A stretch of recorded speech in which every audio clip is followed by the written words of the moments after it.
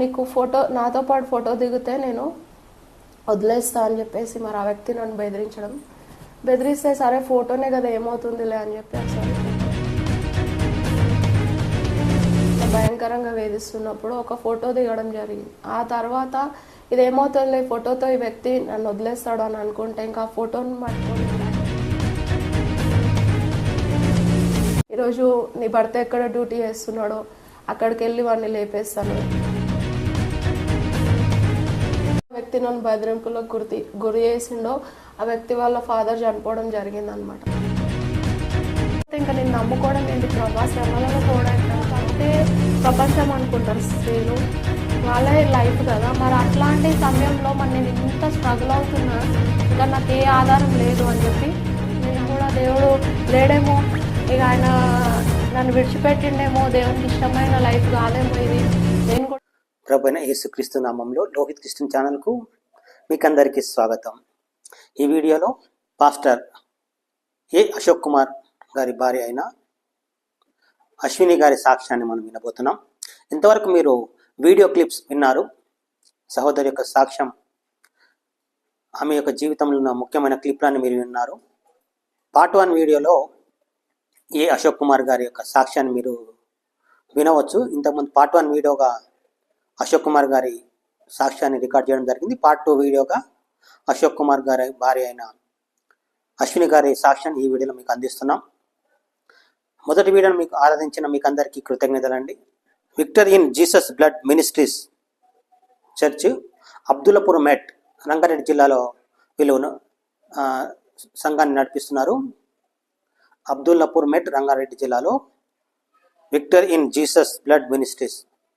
సహోదరుడు అశోక్ కుమార్ సాక్షి ఇంకా వినని వారు ఎవరైనా ఉంటే వినవలసిందిగా మనవి చేస్తున్నాను. డిస్క్రిప్షన్లో లింక్ కలదు. దయచేసి ఈ వీడియోను చివరి వరకు చూసి ఆత్మీయమైన మేలు పొందగలరని ఆశిస్తున్నాను. దేవుడు మిమ్మల్ని దీవించును గాక. ఆమెన్. ప్రైజ్ లార్డ్ అందరికీ. మరి నా జోడని యేసుక్రీస్తు నామం పేరిట మీ అందరికీ వందనాలు. మరి ఈరోజు ఈ రీతిగా నా వ్యక్తిగత సాక్ష్యాన్ని పంచుకోవడానికి మీ ముందుకు తీసుకొచ్చిన దేవాది దేవునికి మహిమ కలుగును గాక.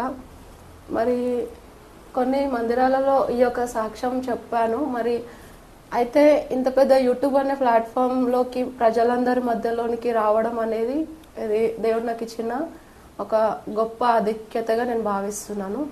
అయితే మధ్యలో ఎలాంటి పొరపాట్లు వచ్చినా దయతో క్షమించండి. ఎందుకంటే నా వ్యక్తిగత సాక్ష్యంలో మరి నేను ఎవరికి కూడా ఇప్పటివరకు నేను చెప్పుకోవడం జరగలేదన్నమాట. నా గురించి తెలిసిన వాళ్ళు చాలామంది ఉన్నప్పటికీ నా మీద మరి రూమర్స్ క్రియేట్ చేస్తున్నప్పుడు, అలాగే మరి రకరకాలుగా నన్ను వేధిస్తున్నప్పుడు దేవునికి కదా చెప్పుకోవాల్సింది, మనుషులకు కాదు కదా అని చెప్పి నా పరిస్థితిని నేను ఎవరికి చెప్పలేదన్నమాట. ఫస్ట్ ఆఫ్ ఆల్ నేను ఒక సెన్సిటివ్ మైండ్ చిన్నప్పటి నుండి కూడా. అయితే ఇలాంటి సెన్సిటివ్ మైండ్ వాళ్ళని కూడా దేవుడు పిలుచుకొని ఏ విధంగా మరి తన యొక్క ఉన్నతమైన కృపనిచ్చి బలపరుస్తాడు అనేది మీరు నా సాక్ష్యం ద్వారా చూడవచ్చు. అయితే మొట్టమొదటిగా నా గురించి నేను ఇంట్రడ్యూస్ చేస్తే, మరి నా పేరు అశ్విని. మరి మేము 4 సంతానం. దాంట్లో నేను పెద్ద అమ్మాయిని. నా తర్వాత 2 చెల్లెళ్ళు. చెల్లెళ్ళ 2 మధ్యలో ఒక తమ్ముడు. అంటే మేమిద్దరం సిస్టర్స్, తర్వాత ఒక తమ్ముడు, తర్వాత ఇంకో చెల్లె అనమాట. 3 అమ్మాయిలం కావడం, అలాగే ఒకే ఒక తమ్ముడు. ఇదన్నమాట మా కుటుంబం. అయితే మేము మా నాన్నగారు కానీ మా మమ్మీ కానీ చిన్నప్పటి నుండి ఉన్న దాంట్లో మమ్మల్ని సంతృప్తిగానే పెంచి ఉన్నారు. ఏదో ఒక పని చేసుకుంటూ మాకు కావాల్సిన అవసరతలు అన్నీ తీరుస్తూ మరి మమ్మల్ని చదివించుకుంటూ 4 ఉన్నప్పటికీ కూడా గవర్నమెంట్ స్కూల్లోనే మేము చదువుకున్నాం. అయితే గవర్నమెంట్ స్కూల్లో చదవడం కూడా ఆ రోజుల్లో కష్టతరమైనదే. ఎందుకంటే ఎప్పుడు మేము 3 అమ్మాయిలం అని చెప్పి మమ్మల్ని చూసే గతాలు చేసేవాళ్ళు మా కుటుంబంలో చాలామంది ఉన్నారు, మా రక్త సంబంధికుల మధ్యలో.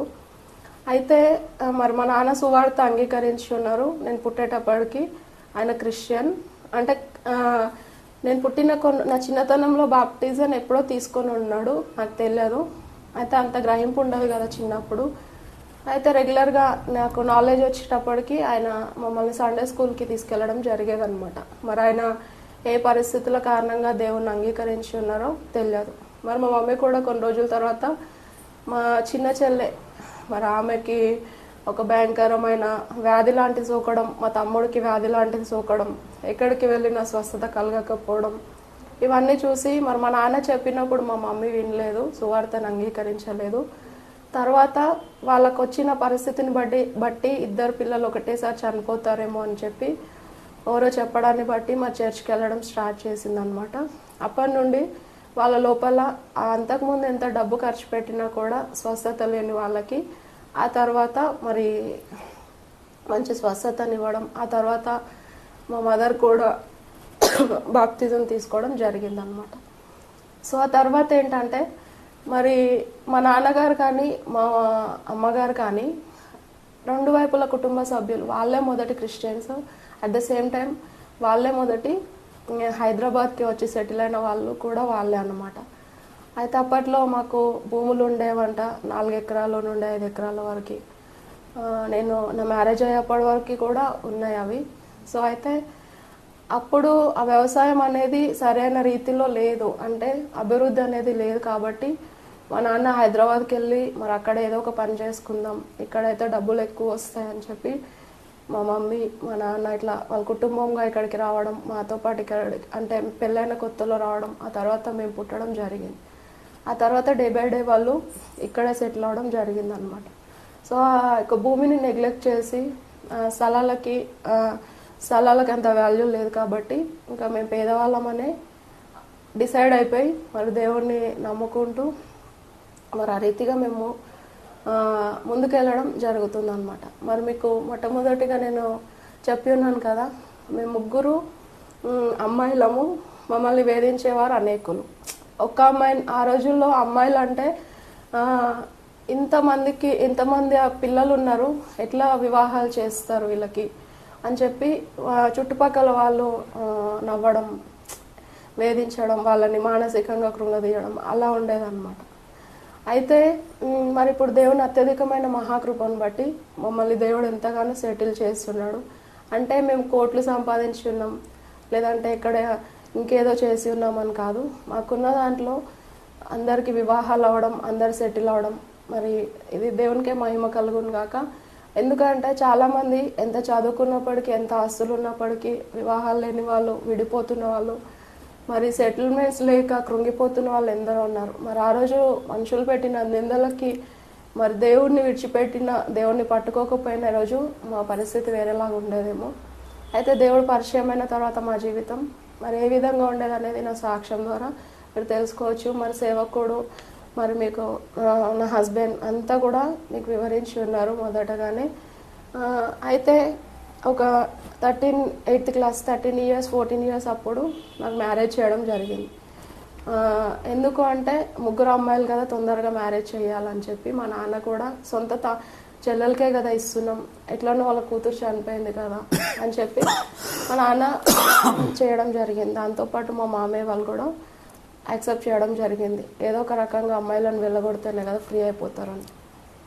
సో జరిగిన తర్వాత అంతకుముందే మరి మా నాన్నగారు, వీళ్ళ నాన్నగారు ఇద్దరు బావబామ్మర్దులే కాబట్టి ఒక సంబంధాన్ని సెట్ చేయడము, మరి వాళ్ళకి అది విఫలం అవడము, అది మా కుటుంబం మీద మరి ఇంత వేదనకి గురి చేయడం, అంటే దుష్టుడు వాళ్ళని వాడుకొని మా జీవితాన్ని మొత్తము కూడా చెల్లా చెదురు చేసినప్పటికీ దేవుడు తన హస్తంలోనికి తీసుకొని తన రెక్కల క్రింద దాచిపెట్టుకొని మమ్మల్ని వర్ధిలింప చేసి ఉన్నాడు. మరి ఎందుకు అంటే నీ తల్లిదండ్రులు నిన్ను మర్చిపోయినా నేను నిన్ను మరువను అనేసి, స్త్రీ తన గర్భంలో పుట్టిన బిడ్డను మరచిన నేను నిన్ను మరువను అని దేవుడు మనతో మాట్లాడుతూ ఉంటాడు.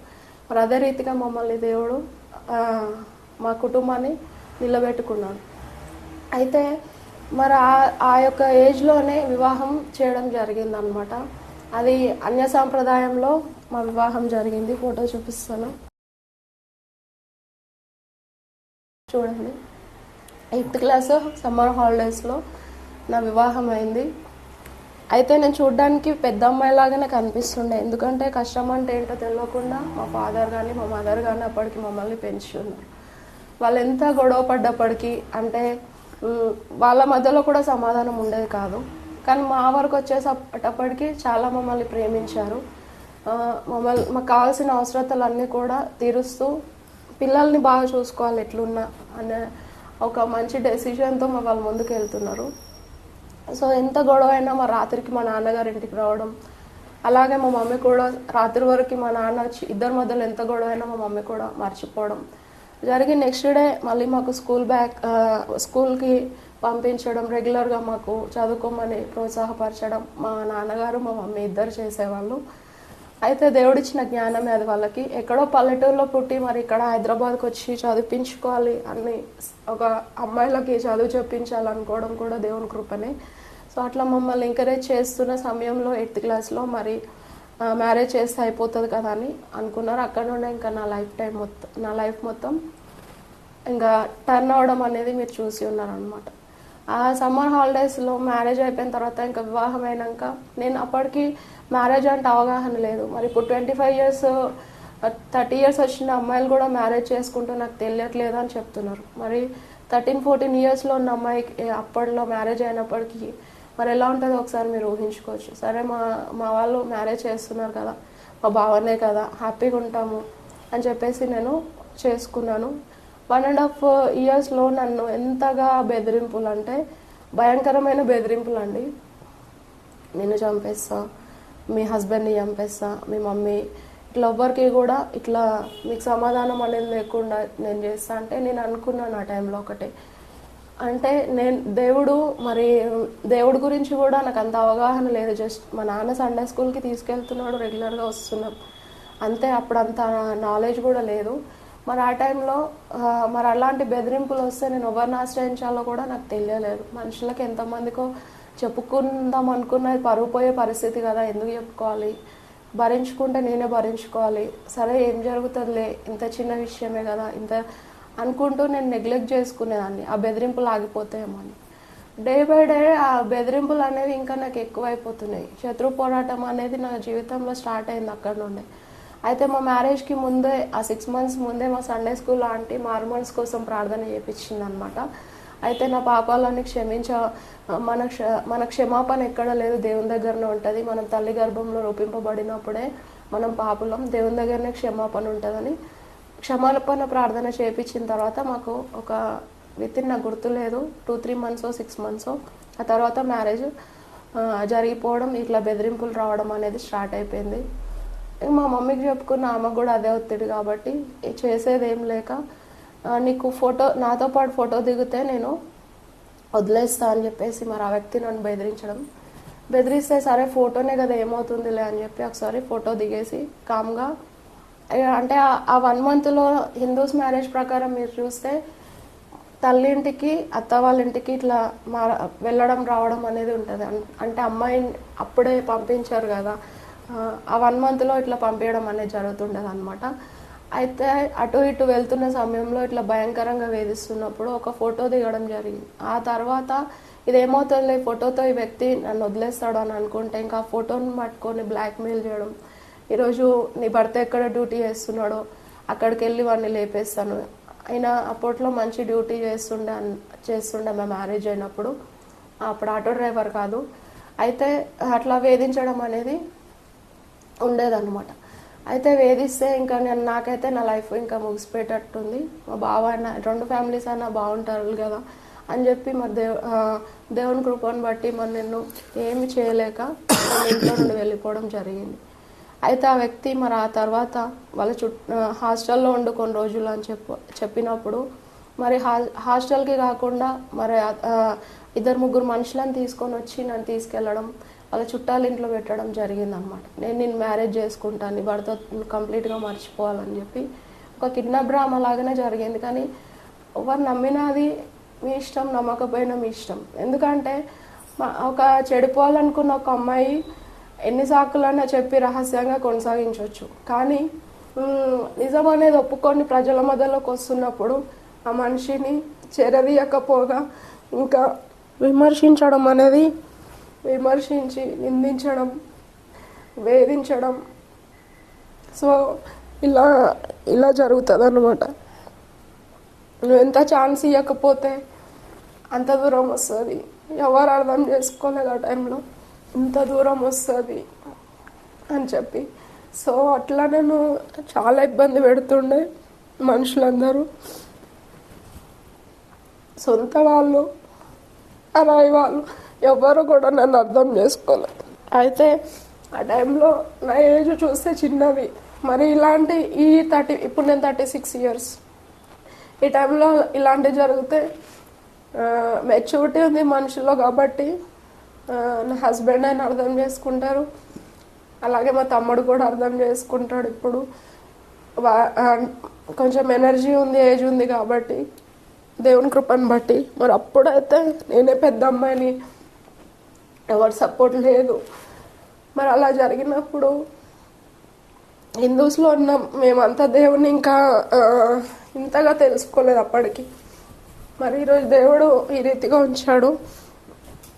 ఎవ్వరు నమ్మలేదు, ఇంకా వేధించిన వాళ్ళే అనేక సార్లు మరి అట్లా వాళ్ళ చుట్టాల ఇంట్లో పెడితే నేను ఒకటే ప్రార్థన చేసిన, అంత ప్రార్థన అనుభవం కూడా నాకు లేదు. ప్రభువా నీ చిత్తం ఇంకా నా లైఫ్ ఇట్లా అయిపోయింది ఎందుకేసే. సండే స్కూల్లో అన్ని రకాల స్టోరీస్ నేను విన్నాను అనమాట చిన్నప్పుడు.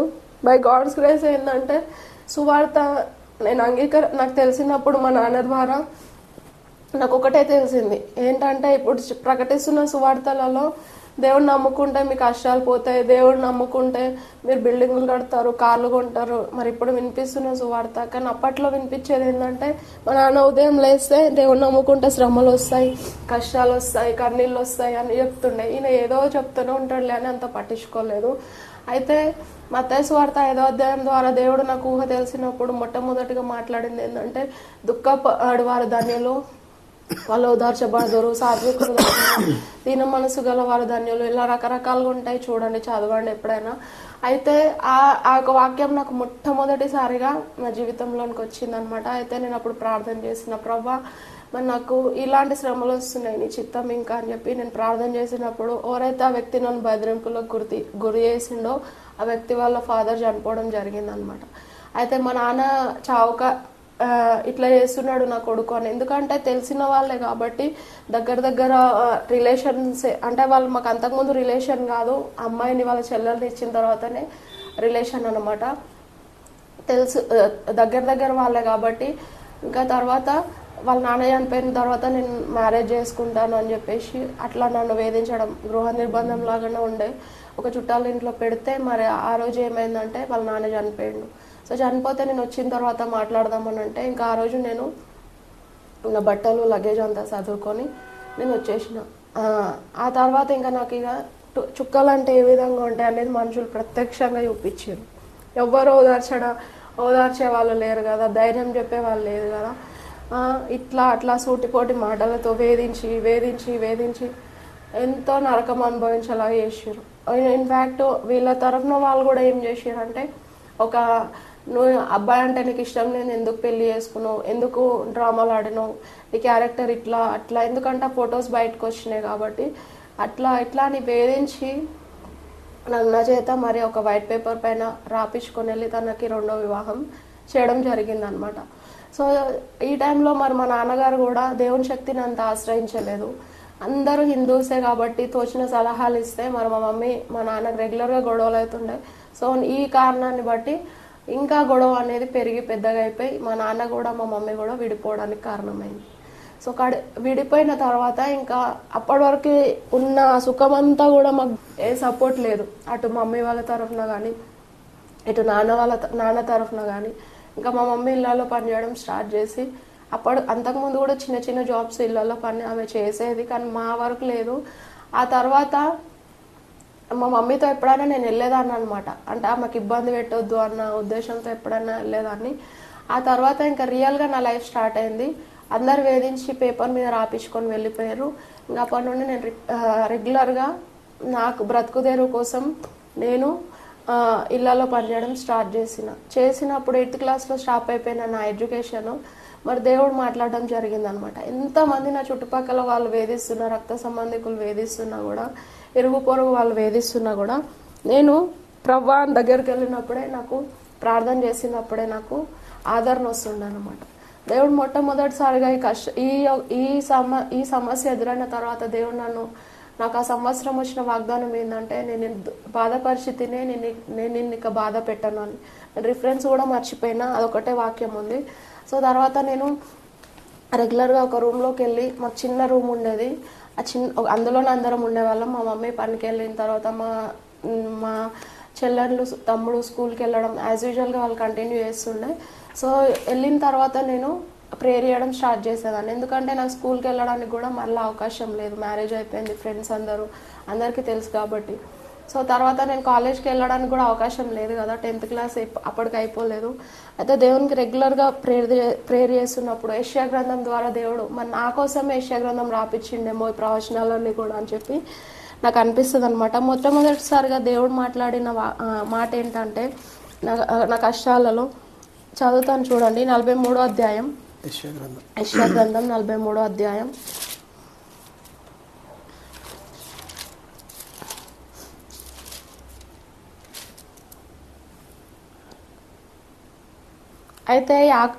అయితే యాకోబు నిన్ను సృజించిన వాడు యెహోవా, ఇశ్రాయేలు నిన్ను నిర్మించిన వాడు ఇలాగ సెలవిచ్చుచున్నాడు, నేను నిన్ను విమోచించి ఉన్నాను, భయపడకుము, పేరు పెట్టి నిన్ను పిలిచిన్నాను, నీవు నా సొత్తు అని చెప్పేసి, నువ్వు జలములలో పడి దాటునప్పుడు నేను నీకు తోడైందును.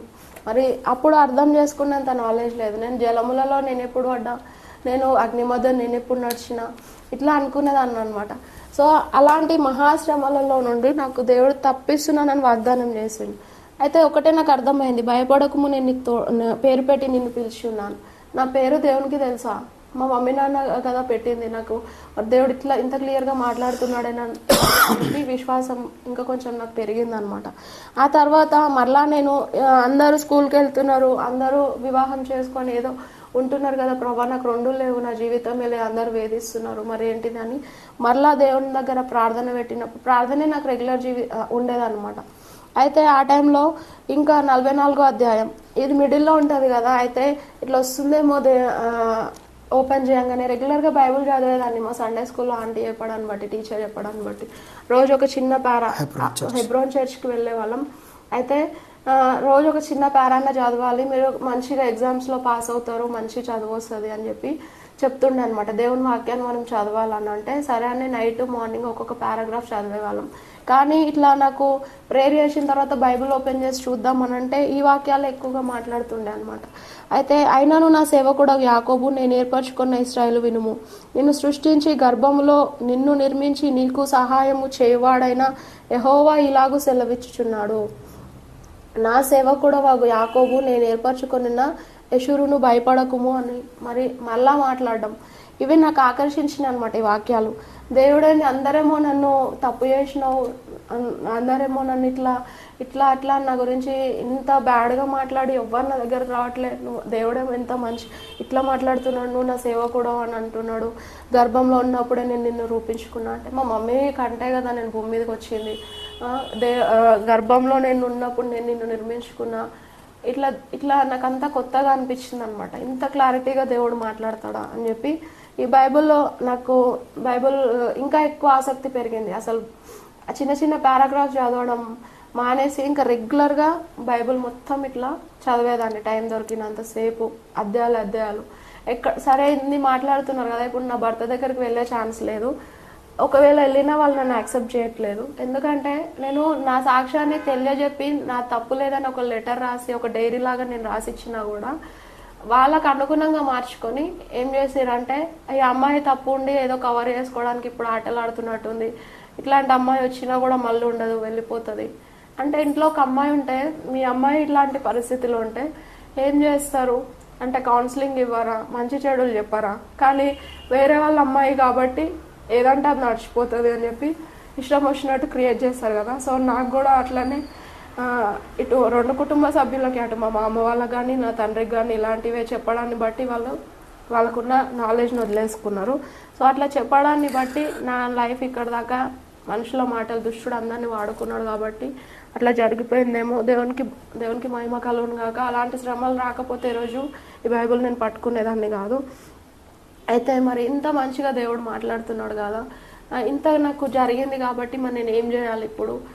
నాకు లైఫ్ అనేది ఉందా ఈ భూమి మీద? సరే మ్యారేజ్ చేసుకోవచ్చా, ఇంకో మ్యారేజ్ అయినా నాకు ఏజ్ వచ్చినప్పుడు 18 years తర్వాత అంటారు కదా గవర్నమెంట్ వాళ్ళు, అప్పుడు ఎందుకంటే నాకు మేజర్ మైనర్ అనేది ఎట్లా తెలిసిందంటే అమ్మాయి మేజర్, కొంతమంది లాయర్ల దగ్గరికి వెళ్ళినప్పుడు వాళ్ళు ఏమంటున్నారు, ఈ అమ్మాయి ఇంకా 18 years తర్వాత కదా మేజర్ అవుతుంది, మైనర్ కదా, ఈ అమ్మాయిని చేసుకుంటే మీకే రిస్క్, ఇట్లా ఎవరికి తోచిన సలహాలు వాళ్ళకి ఇవ్వడాన్ని బట్టి ఓహో మ్యారేజ్ ఏజ్ 18 years కదా, మళ్ళీ నాకు మ్యారేజ్ చేసుకునే అవకాశం ఉందా అని బైబిల్ మొత్తం చదివాను. మరి దేవుని కృపను బట్టి ఎక్కడా లేదు, ఎక్కడ సెకండ్ మ్యారేజ్ అని లేదు. మత్తయి సువార్తలో ఉంటుంది అంటే భార్యని కానీ భర్తను కానీ విడిచిపెట్టి వేరే వివాహం చేసుకుంటే అది వ్యభిచారం అవుతుంది. పరలోక రాజ్యానికి అర్హులు కాదు కదా మరి వ్యభిచారులు, మరి నేను అర్హురాలను అవుతానా అని చెప్పి ఇంకా నేను అట్లనే ఆలోచిస్తుండేదాన్ని. ఆ తర్వాత మరి దేవుడు నా లైఫ్ ఏంది ప్రభా, నా లైఫ్ ఏంది 18 years వరకు నేను ఏం చేయాలని అనుకున్నప్పుడు మళ్ళీ దేవుడు మాట్లాడడం ప్రారంభించి మళ్ళీ ఇప్పుడు యెషయా గ్రంథం చదువును కంటిన్యూ చేసుకోవాలనుకుంటున్నాను. నాకున్న టాలెంట్ అదొకటే, దాని ద్వారానే నేను మంచి పేరు తెచ్చుకోవడానికి అవకాశం ఉంది. కాబట్టి ఎట్లా అని అన్నప్పుడు మరి యెషయా గ్రంథం 41:14 నేను ఊరికే వాగ్దానాలు చదువుతున్నా కదా అని విసుకోకండి. ఎందుకంటే అందరికీ తల్లిదండ్రులు సంపాదించిన ఆస్తులు అంతస్తులు ఉండవచ్చేమో, కానీ దేవుడు నాకు ఇచ్చినది ఈ ఆస్తి. వాళ్ళు మరి రిజిస్ట్రేషన్ కాపీస్ దగ్గర పెట్టుకుంటారు, మా ఆస్తి మా పెద్దవాళ్ళదని. డాక్టర్ ఇచ్చిన దాన్ని ఏమంటారు, ప్రిస్క్రిప్షన్ ని దగ్గర పెట్టుకుంటారు. అంటే ఇవి ఉంటే నేను స్వస్థపడతాను, ఈ టాబ్లెట్స్ వాడతాను. మరి దేవుని వాగ్దానాలను కూడా దగ్గర పెట్టుకోవాలి కదా. అంటే మనకు ఎలాంటి ప్రాబ్లం వచ్చినా మనల్ని సృష్టించిన వాడు సృష్టికర్త యేసు ప్రభు కాబట్టి, యెహోవా తర్వాత యేసు ప్రభు కాబట్టి ఆయన దగ్గరికి వెళ్తాం. కాబట్టి మరి ఈ వాక్యాలను నేను నోట్ చేసుకొని చదువుకోవడం జరుగుతుంది అనమాట. అయితే 41:14 ఒకసారి చదువుదాం. 14 పురుగు వంటి యాకోబు స్వల్పజనమగు ఇశ్రాయేలు భయపడకుడి, నేను నీకు సహాయం చేయుచున్నానని యెహోవా సెలవిచ్చుచున్నాడు. నీ విమోచకుడు ఇశ్రాయేలు పరిశుద్ధ దేవుడే. కక్కులు పెట్టబడి పదునుగల క్రొత్తదైన నుడిపిడి మానుగా నేను నియమించి ఉన్నాను. నీవు పర్వతములను నూర్చుదువు, వాటిని పొడి చేయుదువు, కొండలను పొట్టువలే చేయుదువు. నీవు వాటిని గాలించగా గాలి వాటిని కొనిపోవును, సుడిగాలి వాటిని చెదరగొట్టును. నీవు పర్వతములను నూర్చుదు, వాటిని పొడి చేయదు. నేను ఉన్నది ఇంతంత, పర్వతాలను నేను నూర్చడం ఏంది, వాటిని పొట్టు చేయడం ఏంది, నాకు అంత శక్తి ఎక్కడిది ఏమో ప్రభు అని చెప్పేసి అనుకున్నాను. కానీ రాను రాను నా లోపల దేవుని ఆత్మ నా మీదకి వచ్చిందేమో. అయితే నాలో విశ్వాసం బలపడి నేను చదువును కంటిన్యూ చేయాలనుకున్నా. అప్పుడే మా ఒకసారి ఈ అమ్మాయి ఎందులో ఇవిడు ఫస్ట్ వస్తుంది, ఎందుకు చదువు అనిపించి అనవసరంగా వివాహం చేసి ఉన్నారు అని చెప్పి సార్ మా మమ్మీ వాళ్ళకి మా మమ్మీ ఉంది కాబట్టి ఇప్పుడు మా దగ్గర, సో ఆమెకి కౌన్సిలింగ్ చేయడం చెప్పిండు అనమాట.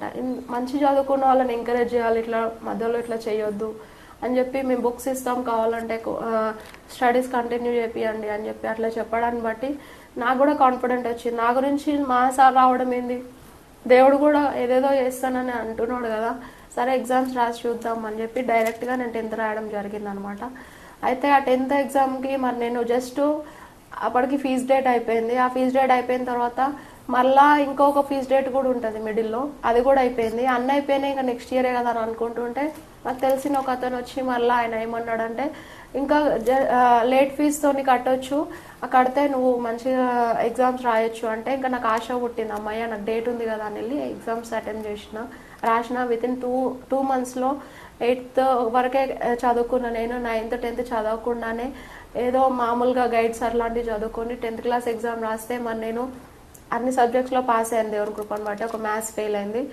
అయితే ఆ తర్వాత 2 months తర్వాత మళ్ళీ ఎగ్జామ్ రాసి 10th కంప్లీట్ చేశాను. ఇటు ఇళ్లలో పని చేసుకుంటూ బ్రతుకుదేరు కోసం మరి మా మమ్మీ ఒక ఆడామే కాబట్టి ఎట్లా మమ్మల్ని సాకగలుగుతుంది అని చెప్పి నేను ఏదో కొద్దిగా చెయ్యాలి అని చెప్పి, నేనే కాదు అంటే నా గురించి నేను మాత్రమే చెప్తున్నాను, నా తోబుట్టులైన వాళ్ళ గురించి కూడా మన సాక్ష్యం ఉన్నప్పటికీ నేను చెప్పలేను. ఎందుకంటే ఎవరి వ్యక్తిగత విషయాలు వాళ్ళవి, మేమందరం ఏదో ఒక వర్క్ చేసిన వాళ్ళమే. అయితే మన సపోర్టివ్గా ఉండాలని నా సాక్ష్యం నాకు చెప్పుకునే అర్హత ఉంది కాబట్టి నేను చెప్తున్నాను. అటు ఇళ్లలో పని చేసుకుంటూ ఇటు 10th రాయడం, వాళ్ళు కూడా ఆశ్చర్యపోవడం, మా పిల్లల్ని ఇంత చదివిపిస్తున్నా కూడా రావట్లేదు, మనం ఇంత పని చేసుకుంటూ ఎగ్జామ్స్ రాసి పాస్ అయినా అంటే గ్రేట్ అని ఇట్లా ప్రతి ఒక్కరు ఎంకరేజ్ చేయడాన్ని బట్టి మరి నేను తర్వాత ఇంటర్మీడియట్ కూడా జాయిన్ అయిపోయాను. ఆ జాబ్స్ అక్కడ ఫార్మసీలో ఒక ఉద్యోగం దొరికింది. ఇళ్లలో పని ఏంది ప్రవ్వా, మరి నా స్థాయిని కొంచెమన్నా మార్చావని ప్రవ్వా, ప్రార్థన చేస్తున్నప్పుడు దేవుడు ఒక మెడికల్ ఫార్మసీలో నాకు జాబ్ ఇవ్వడం జరిగింది 10th క్లాస్ హాలిడేస్లో. అక్కడ 3000 ఉండేది శాలరీ. అట్లా మంచిగా నాకు నాలెడ్జ్ వస్తుంది మెడికల్ ట్యాబ్లెట్స్ పైన అక్కడ ఇక్కడ. సో నాలెడ్జ్ రావడాన్ని బట్టి ఇంకా జాబ్ మానేసి మళ్ళీ ఇంటర్మీడియట్ కాలేజ్లో నేను జాయిన్ అయిపోయి మళ్ళీ నాకు సాయంత్రం పూట ఉండదు కదా జాబు, మళ్ళీ ఇళ్ళలో పని చేసుకుంటూ ఎట్లానో అట్లా మరి నేను ఇంటర్మీడియట్ కంప్లీట్ చేసిన మంచి మార్క్స్తో కాలేజ్లో ఫస్ట్ వచ్చిన. ఇక్కడ నేను ఎందుకు మీకు చెప్పాలనుకుంటున్నా అంటే ఒక విలువలేని వ్యక్తికి, విలువలేని మనిషికి దేవుడు తోడంటే ఏ విధంగా ఉంటుంది అనే దాని గురించి నేను చెప్తున్నాను అంతే. నా గురించి నేను హైలైట్ చేసుకోవడం గురించి కాదు. అయితే మా టీచర్స్ అందరూ నన్ను తిట్టేవాళ్ళు కాలేజ్లో కూడా. ఎందుకంటే నేను సెకండ్ పీరియడ్, ఫస్ట్ పీరియడ్ అయిపోయి సెకండ్ పీరియడ్ వచ్చే వరకు వెళ్ళేదాన్ని, పని చేసి కంప్లీట్ అయిపోయిన తర్వాత వెళ్తుండే కదా. నా డ్రెస్సింగ్ కూడా బాగుండేది కాదు, మంచి డ్రెస్సులు లేవు, అన్నీ ఏదో ఉన్నాయి కదా అని వేసుకొని వెళ్తుండే. మరి అలాంటి టైంలో మరి అట్లా వెళ్ళడాన్ని బట్టి తోటి ఫ్రెండ్స్ ఏమో కాలేజ్ మేట్స్ ఏమో ఎగతాళి చేయడం, టీచర్స్ ఏమో తిట్టడం. ఇంకా నేను వాళ్ళందరూ అనుకున్నారు ఈ అమ్మాయి డ్రాప్ అయిపోతుందిలే కంటిన్యూ చేయదు అని చెప్పేసి.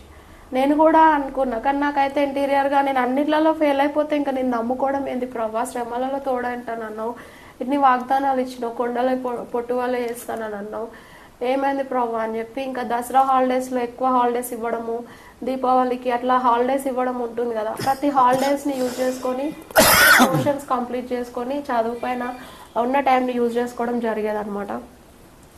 అట్లా చేసినప్పుడు మరి దేవుడు తన అత్యధికమైన మహాకృపను బట్టి ఇంటర్మీడియట్ ఫస్ట్ ఇయర్లో నాకు మంచి పర్సంటేజ్తో పాస్ అయినా. దేవునికి మహిమ కలుగును కాక. ఎందుకంటే మరి అందరూ చాలామంది ఫస్ట్ వచ్చే వాళ్ళు ర్యాంకర్స్ ఫెయిల్ అయిపోయారు ఆ పేపర్ని చూసి. నేనేమో మొద్దుని ఫెయిల్ అయిపోతా డ్రాప్ అయిపోతా అన్నప్పుడు నేను పాస్ అయినా. అప్పుడు మా కాలేజ్ లెక్చరర్స్ మొత్తం మళ్ళీ టర్న్ అయిపోయారు అనమాట. ఈ అమ్మాయి బాగానే చదివేటట్టుంది, ఇట్లా పాస్ అవుతుంది అని చెప్పేసి అని నా మీద ఫోకస్ చేయడం, ఎంకరేజ్ చేయడం స్టార్ట్ చేసి. మా ఫ్రెండ్ అప్పటికి నాకు ఒక్క ఫ్రెండ్ కూడా ఉండేది కాదు ఫస్ట్ ఇయర్లో. నా బట్టల్ని చూసి నేను ఫెయిల్ అయ్యి నా దగ్గర నోట్స్ కంప్లీట్గా ఉండేది కాదు కాబట్టి ఎవరు ఫ్రెండ్షిప్ చేసేవాళ్ళు కాదు, ఎక్కడో లాస్ట్లో కూర్చునేదాన్ని. తర్వాత సెకండ్ ఇయర్లో నేను పాస్ అవ్వగానే కాలేజ్ మొత్తంలో నా గురించి మాట్లాడుకోవడం స్టార్ట్ చేసి. అట్లా అంటే ఇక్కడ నేను చెప్పొచ్చేది ఏంటంటే ఈరోజు మిమ్మల్ని ఎవరైనా తీసేస్తున్నా, పురుగులాగా ఉన్నావు, పనికిరాని దానవు, నువ్వు ఎందుకు ఎన్నికలేని దానవు, మీ ఇంట్లో వాళ్ళు కావచ్చు, బయట వాళ్ళు కావచ్చు, ఎవరైనా మిమ్మల్ని వేధిస్తుంటే ఒక్కటే గుర్తుంచుకోండి, దేవుని పైన ఆధారపడితే దేవుడు బలహీనులనే బలపరిచే దేవుడు విన్నాడు. మరి నన్ను కూడా బలపరచడాన్ని బట్టి నేను ఆ ఎగ్జామ్స్లో మంచి మార్క్స్ తెచ్చుకోగలిగి ఉన్నాను. దేవునికి మహిమ కలుగును గాక. అయితే నా కాలేజ్ సపోర్ట్, ఇంకా బుక్స్ అన్నీ వాళ్ళు ఇవ్వడము, ఇంకా నేను సెకండ్ ఇయర్లో ఇంకా మంచి మార్క్స్ తెచ్చుకోవడం ఇట్లా నాకు జరిగింది. అయితే నన్ను ప్రతి స్టూడెంట్స్ని టీచర్స్ లెక్చరర్స్ ఇట్లా చెప్తుంటారు కదా, పెద్ద అయినాక నీ ఏమేంటి అది ఇది అని అడుగుతుంటారు. నేను కూడా ఇప్పుడు నిస్సందేహంగా చెప్పగలుగుతున్నాను, I will become a engineer or otherwise I will become a doctor అని చెప్పగలుగుతున్నాను. కానీ డాక్టర్ చదవడానికి అంత అమౌంట్ మా దగ్గర లేదు. అయితే నాకున్న పరిస్థితులలో దేవుడు నాకు ఇచ్చిన కృపను బట్టి మరి నేను ఇంజనీరింగ్ వైపు వెళ్ళాలని చెప్పి ఒక ఎంసెట్ రాయడం జరిగింది. ఎంసెట్లో నేను పాస్ అవ్వడం, ర్యాంకే రాదనుకున్నా నాకు దేవుడు మరి ర్యాంక్ ఇవ్వడం, ఆ ర్యాంక్ ఇచ్చిన తర్వాత నేను ముందుకు వెళ్ళడం అట్లా జరిగింది అనమాట. దేవుడు ర్యాంక్ ఇవ్వడాన్ని బట్టి, దేవుని తన అత్యధికమైన మహాకృపను బట్టి నేను మంచి కాలేజ్లో, టాప్ మోస్ట్ 5th కాలేజ్లో నాకు సీట్ వచ్చింది. అయితే మంచి మంచి రాజకీయ నాయకుల పిల్లలు, డాక్టర్స్, ఇంజనీర్స్ పిల్లలు అందరూ ఆ టేబుల్, నేను కూడా అదే టేబుల్.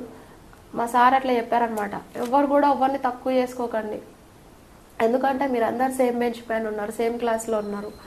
అప్పుడు నాకు ప్రౌడ్ అనిపించింది, ఎక్కడో ఇళ్ళల్లో పని చేసుకునే నాకు ఇంత మంచి అవకాశం ఇచ్చిన ప్రభు. అయితే అప్పుడు నాకు బస్ అందరు బస్సెస్లో వస్తారు, మరి నేను ఆర్టీసీకి వెళ్తాను. కొంతమంది ఫ్రెండ్స్ నాతో పాటు ఎవ్వరు వచ్చేవాళ్ళు. అయితే first day of college life చెప్తున్నాను. అయితే ఏమైందంటే నేను ఒక్కదాన్నే బస్కి వెళ్తున్నా, చాలా షైగా ఫీల్ అవుతున్నా ఆ టైంలో. ఎట్లా ప్రభావ నేను ఒక్కదాన్నే ఉన్నానంటే దేవుడు మన నాతో పాటు కొంతమందిని ఇచ్చి అట్లా ఆర్టీసీకి రావడం జరిగింది. ఆర్టీసీలో బస్ పాస్ ఫీజు కూడా తక్కువ ఉండేది. అట్లా దేవుడి మహాకృపను బట్టి లక్షల్లో అయిపోవాల్సిన ఎడ్యుకేషన్ నాకు మంచిగా ఫ్రీ ఆఫ్ కాస్ట్లో చదువుకోవడం జరిగింది.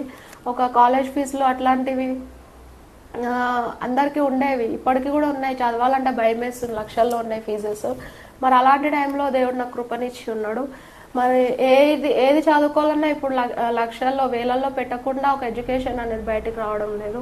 మరి దేవుని మహాకృపను బట్టి మరి నేను ఆ రోజు బీటెక్ ఫస్ట్ మా ఫ్యామిలీస్లో ఎస్సీ అని చెప్పాం కదా, మా టోటల్ ఫ్యామిలీస్లో ఫస్ట్ ఎడ్యుకేటర్ నేనని చెప్పగలుగుతాను దేవుని కృపను బట్టి. సో ఎస్సీలో అయితే మంచిగా దేవుడు నాకు ఇంజనీరింగ్లో కూడా ఫస్ట్ రావడం, ఇలా అన్ని చేయడం జరిగిందనమాట. సో ఇది నా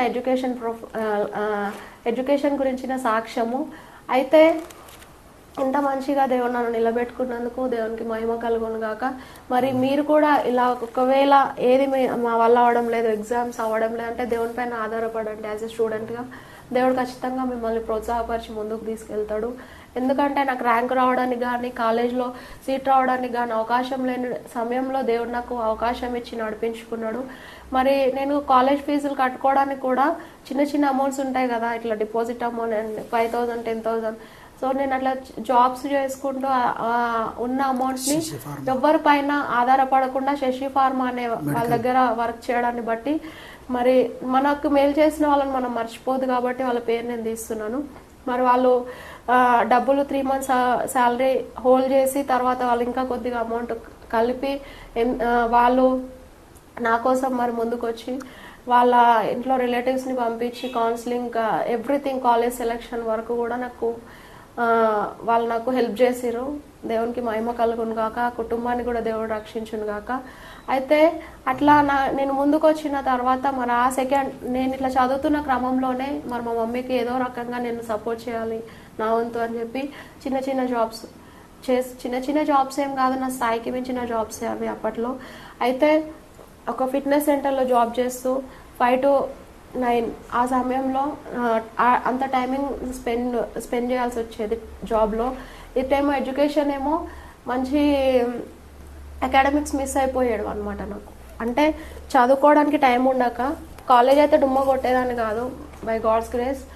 అయితే మెటీరియల్స్ ఏదైతే ఉన్నాయో దాన్ని మనం బై హార్ట్ చేయలేక, చదువుకోలేక, ఇంప్లిమెంట్ చేయలేక నేను సఫర్ అవుతున్న టైంలో చాలా ఫీల్ అయ్యేదాన్ని, ప్రభా మరి ఎట్లా నాకు నా లైఫ్ ఏంది అని చెప్పేసి. అయితే దేవుడే మరి తన కృపను బట్టి అన్ని ఎగ్జామ్స్లో పాస్ అయ్యేటట్టు దేవుడు చేసేటోడు. ఆ తర్వాత నాకు పేపర్ ఈజీగా వచ్చేది.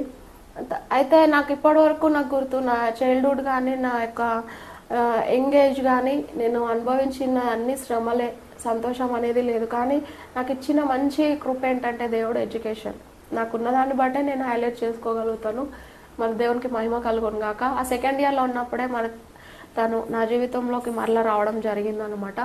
అయితే అంతకుముందు ఇంకా నేను చదువుపైన ఫోకస్ చేసినాను కాబట్టి ఇంకా దేవుడిని దాని గురించి అడిగేదాన్ని. ఈ లోపల మా చెల్లెలది వివాహం అయింది. మా చెల్లె వివాహం అయిన తర్వాత ఆమె తన వివాహ జీవితం కొనసాగిస్తున్నప్పుడు నాకు నా వివాహ జీవితం ఫెయిల్యూర్ అయిపోయినప్పుడు ఇంకా మరలా నాకు టార్చర్ స్టార్ట్ అయింది.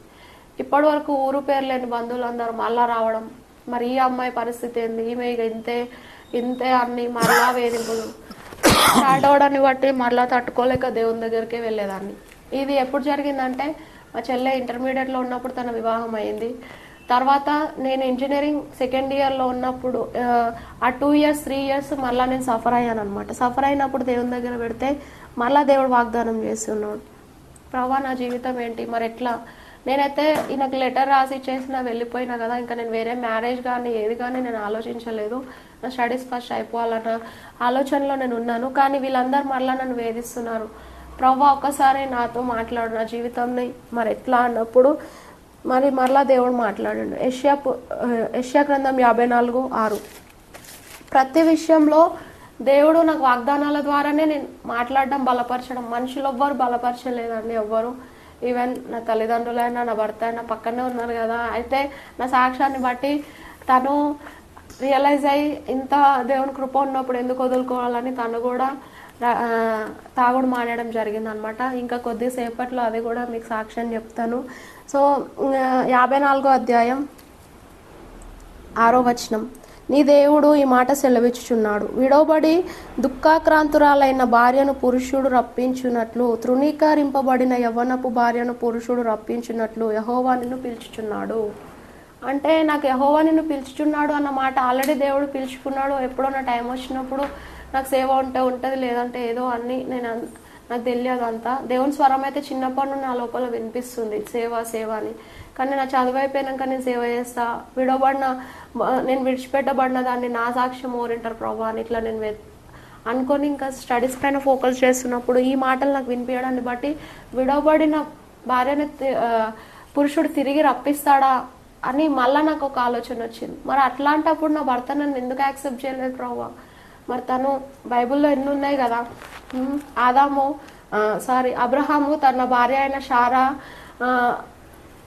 వేరొకరింటికి వెళ్ళినప్పుడు, అంటే ఆ యొక్క రాజు ఉంటాడు కదా, అభిమెలెకు రాజు, ఆయన పేరు నాకు గుర్తులేదండి, క్షమించండి. అయితే ఆ రాజు మరి తనను చెరపట్టబడినప్పుడు మరి అబ్రహాము కూడా మరి తనను యాక్సెప్ట్ చేస్తాడు కదా దేవుని బట్టి. మరి అలాగే యోసేపు కూడా తన భార్య గర్భం ధరించినప్పుడు తన నింద లేదని దేవుడు మాట్లాడినప్పుడు యాక్సెప్ట్ చేస్తాడు కదా. మరి అట్లనే దావీదు కూడా తన రాజు తనను రాజ్యం వచ్చిన తర్వాత తన భార్యని, తన యవ్వనపు కాలపు భార్య, ఆమె ఎంత ఆయనకు సపోర్టివ్గా ఉన్నా లేకపోయినా తిరిగి తెచ్చుకుంటాడు కదా. మరి నేను ఇంత నీ పైన ఆధారపడుతున్నప్పుడు, నీకోసం బ్రతుకుతున్నప్పుడు నా భర్త నన్ను ఎందుకు యాక్సెప్ట్ చేయట్లేదు? రెండో మ్యారేజ్ అంటే నేనేదో నరకానికి వెళ్ళిపోతాను కదా ప్రభా, మరి నా లైఫ్ ఏంది అని చెప్పి అడిగినప్పుడు మరి దేవుడు ఇట్లా నా హృదయంలో ఆలోచన వచ్చాడు. నిజంగా ఆయన ప్లేస్లో నేనే ఉంటే, నా భర్త ప్లేస్లో నేనే ఉంటే ఖచ్చితంగా ఆయనే నాకు మరదలు అవుతే నేను యాక్సెప్ట్ చేసేదాన్ని, నేనే ఒకవేళ అబ్బాయిని అయి ఉంటే. కానీ ఎందుకు ఈ సిస్టమ్ అనేది ఇట్లా ఉంది అని చెప్పేసి అట్లా ఆలోచించుకునేదాన్ని. అట్లా ఆలోచించుకునే టైంలోనే బీటెక్ సెకండ్ ఇయర్లో ఉన్నప్పుడే మరి మా బావగారు మళ్ళా మా మమ్మీని చావుకి రమ్మనడం, మా నాన్నమ్మ గారు చనిపోయినప్పుడు అప్పుడు మాట్లాడుకోవడం, మా పెద్దలందరికీ చెప్తే అవును మొదటిదే మోక్షం అని అంటారు కదా వాళ్ళ లాంగ్వేజ్లో హిందూస్, ఆయన దగ్గరికే వెళ్ళాలి అని అన్నారు. మరి తన వివాహం గురించి దేని గురించి ఆలోచించలే. మరి రెండు వైపులో కుటుంబం వాళ్ళు, వాళ్ళ ఫ్యామిలీ మెంబర్స్, వాళ్ళ మదరు, వాళ్ళ బ్రదర్స్ అందరూ కూడా నన్ను యాక్సెప్ట్ చేశారు. వాళ్ళ బ్రదర్స్ కూడా అప్పటికి మ్యారేజ్ అవ్వలేదు, తన లైఫ్ సెటిల్ అయితే మరి మాకు కూడా సెటిల్ అవుతుంది అనుకున్నారేమో. అందరూ ఇరువైపు కుటుంబాల సభ్యులు మరి ఒక బాండ్ పేపర్ రాసుకొని సరే అని చెప్పి చేయడం. ఆ తర్వాత మేము ఇట్లా కలిసి ఉండడం ఏంది అని ప్రార్థన పూర్వకంగా ఒక మెదక్లో చర్చ్ ఉంటుంది కదా, అక్కడికి వెళ్ళి ప్రార్థన చేసుకొని వచ్చి మేము మళ్ళా మా వివాహ జీవితాన్ని కొనసాగించాం. అయితే కొనసాగించినప్పుడు మన ఈ సమయంలో తన జీవితాన్ని, తన గతాన్ని తలుచుకుంటూ కృంగిపోవడం, వేరే వాళ్ళు ఇబ్బంది పెట్టడం, సూటిపోటి మాటలతో తనను వేధించడం, నీ భార్య వెళ్ళి వచ్చిన తర్వాత ఇట్లా అని ఫ్యామిలీ మెంబర్ అంటే రక్త సంబంధికులు అనడము, మరి మళ్ళీ అట్లనే బయట వాళ్ళు లాయర్స్ కానీ వీళ్ళు కానీ ఎవరైనా కానీ ఎట్లా నువ్వు కరెక్ట్ చేయలేదు అని వాళ్ళకు తోచిన సలహాలు ఇవ్వడాన్ని బట్టి తను కృంగిపోవడం, ఇంకా మరలా కోపాన్ని నా మీద తీయడం. ఎంత భయంకరంగా ఉండేదంటే నా లైఫ్.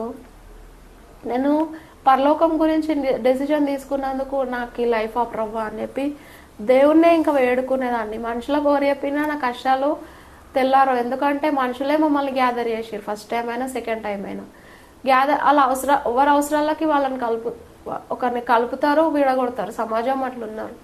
అయితే మనల్ని నిత్యము నడిపించే వాళ్ళు ఎవరు అని అంటే యేసుప్రభు మాత్రమే. మనకి త్రోవ కలుగజేవారు ఎవరు అంటే యేసుప్రభు. అరణ్యం లాంటి మన బ్రతుకుల్లో త్రోవ కలుగజేవారు ఎవరు అంటే దేవుడే. మరి అలాంటి నా జీవితంలో తను నన్ను భయంకరంగా వేధించడం.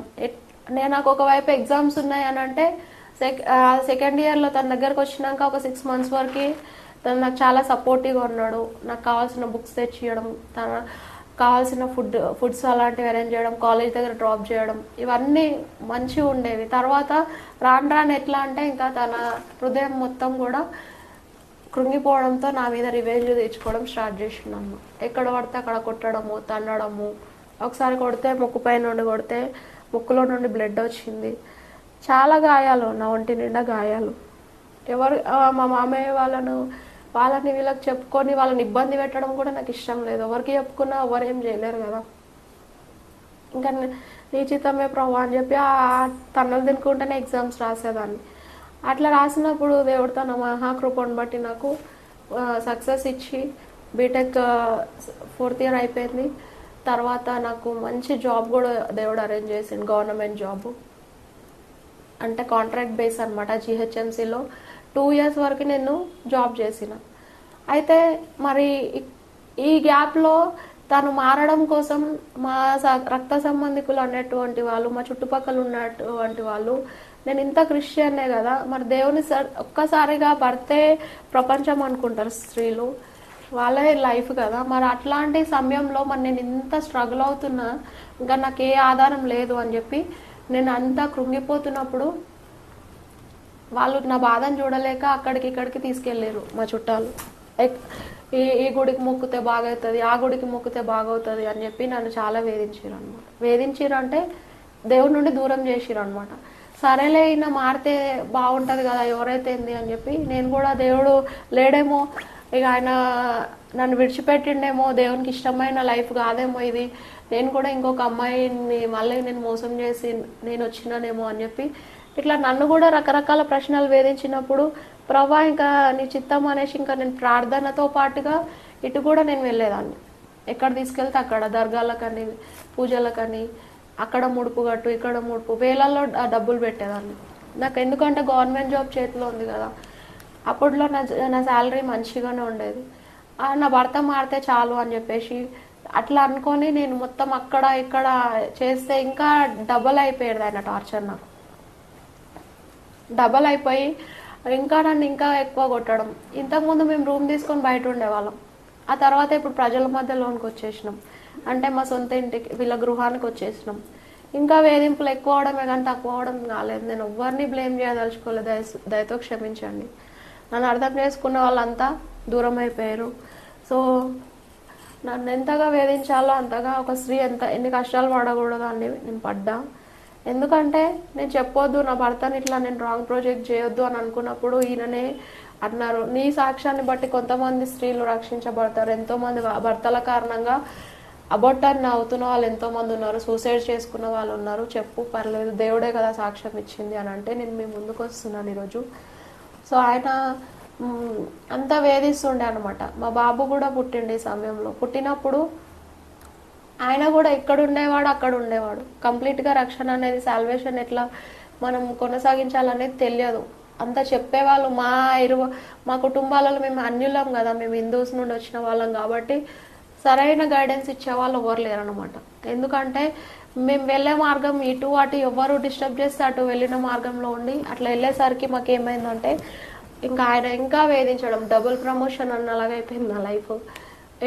ఏ టైంకి వచ్చి ఎప్పుడు నన్ను చంపేస్తాడో కూడా తెలియదు, అట్లా ఉండేది. తినడానికి తిండి ఉండేది కాదు. నా జాబ్ కూడా పోయింది మరి సపోర్ట్ లేక. జాబ్ పోయినప్పుడు నా బాబుని చూసుకునే వాళ్ళు ఎవ్వరు లేరు కదా అని జాబ్ మానేసి ఇంకా నేను బాబునే పట్టుకున్నా. అయితే ఈయన సెలెక్ట్ చేసుకుంది ఆటో ఫీల్డ్. ఎందుకంటే తను కృంగిన కృంగుదలను బట్టి మరి తను ఏ విధంగా ఆటో ఫీల్డ్లోకి ఎంటర్ అయినా నాకు తెలియదు. సో అట్లా ఆటో ఫీల్డ్లోకి వచ్చేసి ఇంకా తాగడానికి అడిక్ట్ అయిపోయి ఇంకా తాగిన మత్తులో నన్ను చాలా వేధిస్తుండే, కొడుతుండే. ఒక స్త్రీ చెప్పుకొని కూడా ఎన్నో విషయాలు తను నా జీవితంలో చేసిండు అనమాట. శారీరకంగా, మానసికంగా బూతులు మాట్లాడుతూ. తనకు తెలియదు కదా తనని వేరే ఆత్మ వెళ్తుందని. అంటే ఇక్కడ మీరు నన్ను నవ్వచ్చు, ఇంకో ఆత్మ వెళ్ళడం ఏందని. అయితే దయ్యాలు అనేవి బైబిల్లో ఉన్నాయి కదా, నేను ఎవరిని కించపరచడానికి కాదు, దయ్యాల గురించి మాట్లాడుతున్నాను, యేసుప్రభు గురించి మాట్లాడుతున్నాను. దేవుని శక్తిని మనం ఆశ్రయించుతున్న కొద్దీ దయ్యాల శక్తి, దయ్యాల పోరాటం, ఒక ఇల్లు ఊడ్చుండుట చూచి మరి 7 దయ్యాలను తీసుకొని వస్తుంది అని. నా లైఫ్ బాగుండడాన్ని బట్టి ఇంకా ఎక్కువ మనం పోరాడుతున్నది మనుషులతో కాదు, ఆకాశ మండలంలో ఉన్న దురాత్మల సమూహంలో. అయితే ఇంకా నా లైఫ్ ఇట్లా మంచిగా ఉద్యోగం చేసుకుంటూ బాబు పుట్టిండు, మంచిగా నేను షేన్ అయిపోయినా. నా లైఫ్ ఇప్పుడు ఎక్కడో కొట్టుకొని పోవాల్సిన నా లైఫ్. నేను అప్పుడు నా మ్యారేజ్ అయినప్పుడు నన్ను వేధించిన మాటలను బట్టి నేను ఫినైల్స్ తాగిన, ఎక్కడ సినిమాలు చూసేదాన్ని అప్పుడు బాగా. అయితే ఆ సినిమాలను చూడడాన్ని బట్టి అందులో పాయిజన్స్ క్రియేట్ చేసుకునే కొన్ని సినిమాలు ఉంటాయి కదా, సో వాళ్ళలాగా నెయిల్ పాలిష్లు వేసుకొని ఏదేదో. అంటే అప్పట్లో నేను ఇంకా అంటే దేవుని నమ్ముకున్నాను కానీ ఈ ఆభరణాలు ఇవన్నీ అలంకరణాలు అనేది ఏమవుతుందిలే అంత పట్టించుకునేదాన్ని కాదు. నిజమైన ఆభరణం మనకు క్రీస్తే కదా. అయితే నెయిల్ పాలిష్ చిన్నప్పుడు నా మ్యారేజ్ అయినప్పుడు, మేము హిందూస్లోనే మ్యారేజ్ అయింది కాబట్టి, సో నెయిల్ పాలిష్లు, మేకప్స్ అవన్నీ ఉంటుండే. మా మమ్మీ కూడా హైదరాబాద్కి కొత్త మేమే ఫస్ట్ కాబట్టి అన్ని రకాలు కొనిపించి మాకు మంచి మంచి బట్టలు వేయించి ఊరికి తీసుకెళ్ళేది అనమాట. సో అట్లా మేము మెయింటైన్ చేస్తుంటే ఆ నెయిల్ పాలిష్లు అందులో వేసుకొని బట్టలకి స్మెల్ రాకుండా అవి బాల్స్ పెడతారు కదా, నాఫ్తలిన్ బాల్స్, అట్లాంటివన్నీ వేసుకొని కలుపుకొని తాగుతుండే అనమాట. సో తాగినప్పుడు గొంతు చాలా మంట వచ్చి చనిపోతానేమో అని అంటే చనిపోకపోయేదాన్ని, మరి ఎందుకో తెలియదు. డోసు సరిపోలేదేమో నాకు, సో చనిపోలేదు. ఆ తర్వాత ఇంకా సెకండ్ నేను నా భర్త ద్వారా పడ్డ శ్రమలు. ఫస్ట్ ఏమో మానసికంగా పడ్డ శ్రమలు. ఎవ్వరు నన్ను కొట్టకుండా తిట్టకుండా మానసికంగా కృంగుదలకి గురి చేసిరు అనమాట ఫస్ట్ అటెంప్ట్. సెకండ్ అటెంప్ట్లో నేను నా భర్త చేతి కింద ఉన్నాను కాబట్టి మరి ఆ చేతబడి శక్తుల, మనుషుల కుట్రల, దేవుని శక్తి ముందు ఏ శక్తి కూడా పనిచేయదు అనడానికి నా లైఫ్ కూడా ఒక లైవ్ ఎగ్జాంపులే. ఎందుకంటే ఎన్ని చేతబడులు ఉన్నా చాలామంది అన్నారు, పాస్టర్స్ కూడా చేతబడి శక్తులు ఉంటాయి, అవి ఇవి ఉంటాయని కన్ఫర్మ్ అయ్యింది. మేము ఎంతో దగ్గరికి వెళ్ళినప్పుడు కూడా వాళ్ళు అన్నారు మీకు భయంకరమైన చేతబడులు ఉన్నాయి అది ఇది అనేసి. సో దేవుని వాక్యం ముందు ఏ శక్తి కూడా పనిచేయదు అనమాట. మరి నేను షైన్ అవుతున్నాడాన్ని బట్టి సాధించలేకనా మరి ఇంకెందుకో నాకు తెలియదు, కానీ భయంకరంగా అయిపోయింది. మళ్ళీ నాకు సెకండ్ టైంలో కూడా ఎట్లా కొడుతుండే అంటే ఇల్లు తుడిచే మాపు కర్ర ఉంటుంది కదా, కర్రతో కొట్టడము, గొంతు పీసుకోవడము, వెళ్ళిపో నా దగ్గరికి ఉండకు నువ్వు అవసరం లేదని చెప్పి నన్ను వేధించడము, అర్ధరాత్రులు అపరాత్రులు ఎప్పుడు వస్తాడో తెలియదు తాగి వచ్చి చాలా భయంకరంగా వేధిస్తుండే. మరి అట్లాంటప్పుడు తిండి కూడా పెట్టకపోతుండే. నా దగ్గర జాబ్ లేదు, తన కూడా ఆటోకి వెళ్ళి డబ్బులు తెచ్చియకపోతుండే. అయితే డబ్బులు తెచ్చియకపోయినా సరే 3 days 4 days అవుతుంది కదా, ఆకలికి తట్టుకోలేక మా బాబు చిన్న 6 months, అప్పుడు 6 months 3 months అట్లా ఉండే, 3 months 6 months అంత క్యాలిక్యులేషన్ లేదు. సో ఆ టైంలో నేను మా మమ్మీ వాళ్ళ దగ్గరికి రెగ్యులర్గా వెళ్ళడం, తిండి కోసం మా మమ్మీ దగ్గరికి వెళ్ళడం రావడం. రామంతపూర్ నుండి దిల్సుఖ్ నగర్ వరకు మా మమ్మీ వాళ్ళు దిల్సుఖ్ నగర్లో ఉంటారు, అక్కడ నడుచుకుంటూ వెళ్ళడం బస్ ఛార్జెస్ లేక చిన్న బాబుని పట్టుకొని. అట్లాంటి భయంకరమైన శ్రమలు నేను అనుభవించి. సో అప్పుడు మళ్ళా నేను ప్రభా ఎన్నో దిక్కులో తిరుగుతున్నా, ఏదో అవుతుంది అని చెప్పి మళ్ళీ ప్రేయర్ చేస్తున్నా. ప్రేయర్ చేసినప్పుడు మళ్ళీ దేవుడే మాట్లాడింది. మరి ఆ వాక్యాన్ని కూడా ఒకసారి చూపిస్తాను చూడండి. యెషయా గ్రంథం 54:11.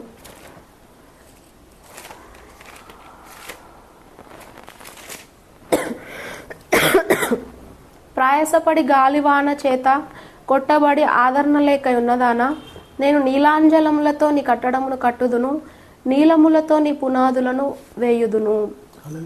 హల్లెలూయా. మాణిక్యమణులతో నీ కోటకొమ్మలను, సూర్యకాంతములతో నీ గుమ్మములను కట్టుదును. అంటే ప్రయాసపడి నేను గాలివాన చేత నా శ్రమల చేత నేను కొట్టబడుతున్నాను కదా, అయితే నిజమే ఇది. మరి దేవుడు మళ్ళా మాట్లాడుతున్నాడు నాతో, ఇవన్నీ ఎందుకు, ఈ ప్రయోగాలన్నీ ఎందుకు, నేను దేవుణ్ణి ఆశ్రయిస్తే అయిపోతుంది కదా అని చెప్పి ఇంకా ఆ రోజు నేను మళ్ళా నా భర్త దగ్గరికి వెళ్ళిపోవడం జరిగింది. సో నేను మా ఇంటికి తిండి కోసం వెళ్ళినప్పుడు కూడా నా చుట్టుపక్కల ఉండే మనుషులు ఏమని వేధించేవాళ్ళంటే, ఇక్కడ అక్కడ ఎక్కడెక్కడ మెయింటైన్ చేస్తుందో ఈ అమ్మాయి అన్నట్లుగా నన్ను వేధించేవాళ్ళు. ఇటు ఈయన ఆదరణ లేక, అటు మనుషుల బాధలకు తట్టుకోలేక నా కుమారుని నేను ఏం చేయాలి, నేను ఎట్లా ఈ సమాజంలో నేను బ్రతికించుకోవాలి, నా భర్త మారితే బాగుంటుంది కదా. నేనైతే దేవుని వాగ్దానాన్ని బట్టి నేను వచ్చి ఉన్నా. నేను తన ఎడ్యుకేషన్, తన యొక్క ఉద్యోగము ఏది చూడలేదు. అందరు స్త్రీలు అనుకున్నట్లుగా నేను కూడా అనుకున్నా. ఏమనంటే నా భర్తను నేను మార్చుకుంటానులే, ఇంత భయంకరంగా తాగి కొడతాడు, వెనకాల ఎన్ని ఉన్నాయి అని చెప్పేసి నాకు తెలియదు కదా. ఏదో నేను లేనందుకు అట్లా అయినందుకు తాగిండేమో, మార్చుకుంటాను, ఎలాంటిది కూడా పని చేయలేదు. ఈ వాగ్దానం ఎప్పుడైతే దేవుడు నాకు ఇచ్చిండో అప్పటి నుండి నేను ఇంకా దేవుడిని నిద్రపోనిచ్చేదాన్ని కాదు. నువ్వే ఇచ్చినావు కదా ప్రవ్వా, మార్చు. ఎప్పుడు మేలుకొస్తే అప్పుడు లేచి ప్రార్థన చేయడం, 40 days 50 days ప్రార్థన ప్రతిష్ఠించుకోవడం, ఉపవాసాలు ప్రతిష్ఠించుకోవడం చేస్తే వితిన్ 6 monthsలో మరి ఆయన మారడం జరిగింది. నా భర్త మారితే చాలు, నా కుమారునికి తండ్రి ఉంటే చాలు అని చెప్పి నేను అట్లా అనుకుంటే ప్రార్థనలో పెడితే మరి దేవుడు అద్భుత రీతిగా తనను మార్చుకున్నాడు. మార్చుకున్న తర్వాత తన లైఫ్ ఏంది, ఇదే నా ఆటో జీవితం, నేనేమో ఒక ఇంజనీర్ని, సివిల్ ఇంజనీర్ని, తనేమో నీ వాక్యానికి నిజంగా విలువిస్తే ప్రభా ఇదేనా, లోకంలో వెక్కిరింతల పాలేనా అని చెప్పి మరి దేవుని దగ్గర ఏడుస్తే దేవుడు మళ్ళా తను వాక్యాలు పట్టుకొని వచ్చేటోడు. సేవకు దేవుడు నన్ను పిలుస్తున్నాడని. కొంతమంది పాస్టర్స్ దగ్గర నేను చెప్పేదాన్ని, నా భర్త తాగి వేధిస్తున్నాడని. ఎందుకంటే ప్రార్థన చేస్తారేమో అన్న ఆశతో, అంతే తప్ప తనను బ్లేమ్ చేయాలని కాదు. ఒక 2-3కి చెప్పిన, చుట్టాలకైతే నేను ఎవరికి చెప్పలేదు. చెప్పినా చేరదీసిన వాళ్ళు కూడా లేరు తెలిసి కూడా. అప్పుడు వాళ్ళు అన్నారు, నీ భర్తకి సేవ పిలుపు ఉందమ్మా, అందుకే ఇట్లా అని చెప్పి చెప్పారనమాట. చెప్పిన తర్వాత నాకు ఇంకా కాన్ఫిడెంట్ వచ్చింది. భర్త సేవ కూడా అయితే అంతకంటే మంచిదేముంది, కానీ ఆయన మారాలి కదా ఫస్ట్. సో ఆ తర్వాత నేను ప్రేయర్లో ఎప్పుడైతే బలంగా పెట్టినో అప్పటి నుండి మరి తనలో మార్పు రావడం, తను నన్ను నా కుమారుణ్ణి బాగా చూసుకోవడం. ఆ తర్వాత తనే డిసైడ్ అయ్యి 6 to 9 ఎక్కడున్నా తను ఆటో డ్రైవింగ్ చేసుకుంటూ 6 to 9 ప్రేయర్ ప్రతిష్ఠించుకొని బలంగా తీర్మానం తీసుకొని 1-2 years పాటు ప్రేయర్లో కొనసాగించిన తర్వాత డైలీ విడవక ప్రార్థిస్తుండే. అంటే హన్నా పెనిన్నాకి కలిగిన కష్టాలను బట్టి హన్నా వెళ్ళి ప్రార్థించినప్పుడు విడవక ప్రార్థిస్తే తనకు సభ్యులను ఇచ్చినట్టుగా మరి తను కూడా మరి దేవుని కృపను బట్టి ప్రార్థన చేయడానికి దేవుడు అవకాశం ఇచ్చిండు. మరి 2 years 1.5 years అట్లా రెగ్యులర్గా ప్రార్థించడాన్ని బట్టి మరి తనకు కూడా మంచి మంచి ప్రాజెక్ట్స్ రావడం. నేను సివిల్ ఇంజనీర్ కాబట్టి మరి తన కన్స్ట్రక్షన్ ఫీల్డ్లో కొంచెం దేవుడు మన నాలెడ్జ్ని పెట్టి ఉన్నాడేమో. తలంతులు దేవుడు ఇచ్చేవి కదా, మనుషులు ఇచ్చేవి కాదు కదా. అయితే మరి ఆ యొక్క కన్స్ట్రక్షన్ నాలెడ్జ్ని బట్టి తను ఒక మంచి కాంట్రాక్టర్గా, అంటే ఒక బిల్డర్గా తను దేవుడు అవకాశం ఇచ్చి ఉన్నాడు. రకరకాల ప్రాజెక్ట్స్ రావడం, మరి అలాగే సొంత ఇంటిని మరి మేము కట్టుకోవడం, ఇలా ఇవన్నీ కూడా జరిగినాయి. మరి దేవుని కృపను బట్టి దేవునికి మహిమ కలుగును గాక. ఇన్ని సాక్ష్యాలు నా జీవితంలో ఉన్నాయి. ఈరోజు మీకు చెప్పొచ్చేది ఏంటంటే, ఈరోజు ఈ యూట్యూబ్ అనే ప్లాట్ఫామ్ మీదకి ప్రపంచవ్యాప్తంగా రిలీజ్ అవుతున్న ఈ సాక్ష్యంలో నేను ఎవరిని కూడా నేను ఏదో బెగ్ చేయడానికి కానీ లేదా నాకు ఆదరణ కావాలని కాదని నేను రావట్లేదు. ఎందుకు వస్తున్నానంటే, దేవుడు సజీవుడు, ఆయన మాత్రమే మన జీవితాలను మార్చుటకు శక్తిమంతుడు. మాలో కూడా ఎంతోమంది దేవుని నమ్ముకొని మధ్యలో వదిలేసిన వాళ్ళు ఉన్నారు, బ్యాకప్ అయిన వాళ్ళు ఉన్నారు. కానీ దేవుడు శ్రమలలో కష్టాలలో తోడుగా ఉంటాడు, ముందుకు నడిపిస్తాడు. ఒక స్కూల్ టీచరు స్టూడెంట్ని కొడితేనే తనకు చదువు వస్తుంది. టీచర్స్ కొడుతున్నారు కదా అని స్కూల్ వదిలిపెడితే మరి చదువు రాదు. మరి దేవుడు శ్రమ ఇస్తాడు, గాయము చేస్తాడు. దేవుడు ఆ గాయాన్ని మాన్పేవాడు కూడా ఆయనే. అలాగే మనం కూడా మన పిల్లల్ని కొడతాము, కొట్టిన తర్వాత ఇంకా ఎక్కువ ప్రేమిస్తాం, ఇంకా ఎక్కువ గిఫ్ట్స్ కొనిస్తాం. దేవుడు కూడా కొన్నిసార్లు గాయాలు చేయడం, మన తాత ముత్తాతల పాపాలు అంటారు కదా, పితరుల శాపాలు, మరి అలాంటి మన మీదకి వచ్చినప్పుడు కూడా వస్తుంటాయి, ఖచ్చితంగా వస్తాయి, బైబిల్లో ఉంది. కాబట్టి మనం ఎక్కడికి వెళ్తే విడుదల వస్తుంది అంటే యేసుప్రభు దగ్గరకు వస్తేనే విడుదల వస్తుంది. నన్ను ప్రేమించి నా ఆజ్ఞలను గైకొను వారిని నేను 1000 తరముల వరకు కరుణిస్తానని దేవుని వాక్యం ఉంది ద్వితీయోపదేశ కాండంలో. అంటే మా నాన్నగారు సువార్తను అంగీకరించడాన్ని బట్టి, దేవుని అంగీకరించడాన్ని బట్టి ఆయన పిల్లలమైన మేము ఏ స్థితిలో ఉన్నా ఆయనను మర్చిపోయిన వాళ్ళు ఉన్నారు నా తోబుట్టులలోనే. మరి నేనైతే దేవుని కృపను బట్టి నేను ఇంకా నాకు ఎన్ని శ్రమలు వచ్చినా దేవుని విడిచిపెట్టే ప్రసక్తే లేదని నేను డిసైడ్ అయిపోయినాను.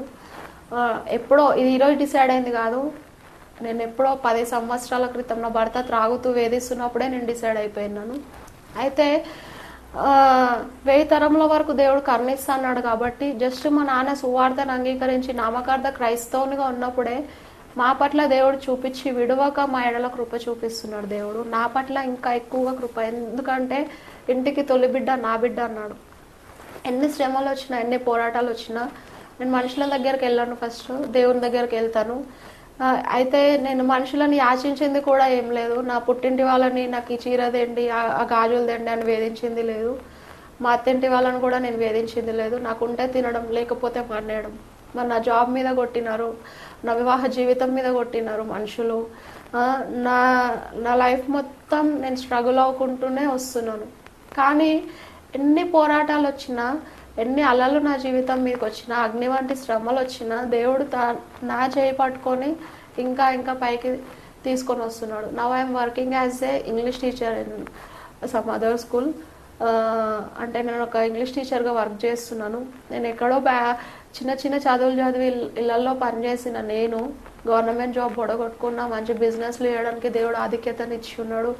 అలాగే ఈరోజు ఇంగ్లీష్ టీచర్గా వర్క్ చేయడానికి దేవుడు అవకాశం ఇచ్చి ఉన్నాడు. అంటే ఈరోజు నాకేం చదువులు నాకు స్పెండ్ చేసి చదివిపించిన వాళ్ళు లేరు. సపోర్ట్ ఇచ్చారు మా నాన్న, మా చిన్నప్పుడు ఇచ్చారు. తర్వాత మా నాన్న దూరం అయినాక ఫైనాన్షియల్గా కానీ ఫిజికల్గా కానీ మా నాన్న సపోర్ట్ లేదు. తర్వాత మా తమ్ముడు, మా బ్రదర్ చిన్న, ఫైనాన్షియల్గా సపోర్ట్ ఏం లేదు. మా మమ్మీ ఎంతమంది నన్ను సాకుతో చెప్పండి. మరి అలాంటి సిచ్యువేషన్లో దేవుడు ఈ స్థాయిలోకి తీసుకొని వచ్చి ఉన్నాడు. ఇక్కడ పాపం జీవితంలో అందరూ నిందిస్తున్నారు కదా, నిజంగానే పాపానికి నేను అడిక్ట్ అయిపోయి ఈరోజు నా జీవితాన్ని కోల్పోకుండా దేవుడు నన్ను ఆపి ఉన్నాడు. నన్ను అసలు అటువైపు ఆలోచన రాకుండా నన్ను తీసుకున్నాడు. ఎవరో ఏదో చేసి ఉన్నారని నేనెందుకు చేయాలి అని నా సాక్ష్యాన్ని ఎంతమంది వేధిస్తూ, అవును నువ్వు పాపివి, నువ్వు పాపివి, నువ్వు పాపివి అని చుట్టుపక్కల వాళ్ళు వేధిస్తున్నా కూడా నేనేంటో నా దేవునికి తెలుసు, నాకు తెలుసు. నా వల్ల నా పిల్లలకి మంచి పేరు రావాలి, లేదా నా తల్లిదండ్రులకి, నా తోబుట్టులకన్నా మంచి పేరు రావాలి, నేను ఎక్కడ చెడిపోకూడదు అన్న ఒక మంచి స్ట్రాంగ్ డిజైర్తో నేను నడుస్తూ రావడానికి దేవుడే నాకు మార్గదర్శి, ఇంకెవరు కాదు. అయితే మరి ఇంకొకటి ఏంటంటే, ఈరోజు చాలామంది అబోర్టన్ అవుతున్న వాళ్ళకు కూడా నేను చెప్పొచ్చేది ఏంటంటే, మరి దేవుణ్ణి కలిగి ఉండండి. ఇక్కడ శ్రమ వచ్చిందని అక్కడికి వెళ్ళడం, అక్కడ శ్రమ వచ్చిందని ఇక్కడికి రావడం కాదు. ఉంటే వెచ్చగానైనా ఉండాలి, లేదంటే నులివెచ్చగానైనా చల్లగానైనా ఉండాలి. నులివెచ్చని స్థితిలో మనం ఉండడానికి వీల్లేదు. దేవుణ్ణి కలిగి ఉంటే శ్రమలు వచ్చినాయి. తల్లిదండ్రులు మనకు బాగా కొన్నిసార్లు వాళ్ళ ఫైనాన్షియల్ ప్రాబ్లమ్స్ని బట్టి చూడట్లేదని వేరే వాళ్ళని తల్లిదండ్రులలాగా మనము చూడలేము, ఊహించుకోలేము. మరి మన దేవుని జీవాధిపతి అనే దేవుని విడిచిపెట్టి వేరొకరి దగ్గరికి వెళ్ళి వేరే దగ్గరికి వెళ్ళి మనము రక్షింపబడిన తర్వాత దేవుని తెలుసుకొని దేవుని ప్రేమలో అనేకమైనవి పొందుకొని లోకం అంతా కూడా ఏమీ లేదు, చెత్తతో సమానమే. అయితే ఇవన్నీ కూడా విడిచిపెట్టి వెళ్ళాల్సిందే ఒకరోజు. దేవుడు మాత్రమే శాశ్వతం కాబట్టి ఏ శ్రమ వచ్చినా ఫస్ట్ దేవుడిని అడగండి, ఖచ్చితంగా దేవుడు తీరుస్తాడు.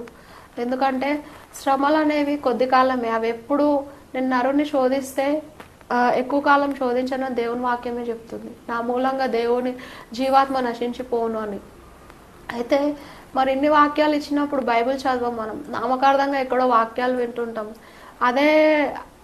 అది మనకు పనిచేయకపోయేసరికి దేవుని విడిచిపెట్టి అబోర్టన్ అయిపోతుంటాం. ఎలాంటిది ఉన్నా మరి మా నాన్న కూడా మీలో మొదటి వాళ్ళు కడపటి వాళ్ళు అవుతారన్నారు.